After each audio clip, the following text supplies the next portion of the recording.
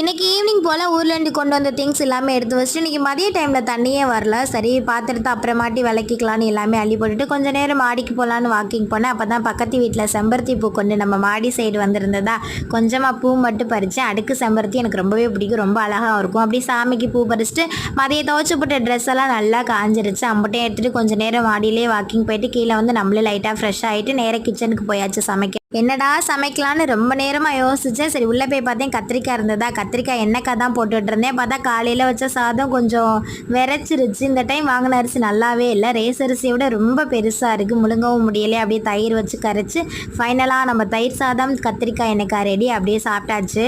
நேற்று வாங்கின காய்கறிகளே அப்படியே கிடந்தது, எடுத்து அரேஞ்ச் பண்ணவே இல்லை. எனக்கு தான் டப்பா எல்லாமே கழுவி தொடச்சி எல்லா காய்கறியுமே எடுத்து வச்சுட்டு லைட்டாக கிச்சனையும் க்ளீன் பண்ணியாச்சு. ஏன்னா காலையில் வந்து சமைக்கும்போது கிச்சன் நீட்டாக இருக்கணும்ல, அதனால் எல்லா வேலையும் முடிச்சுட்டு அப்படியே தூங்க வேண்டியது தான். நம்ம ஃபேமிலியில் ஹரிணி சிஸ்டருக்கு பர்த்டே. இனிய பிறந்தநாள் நல்வாழ்த்துக்கள்.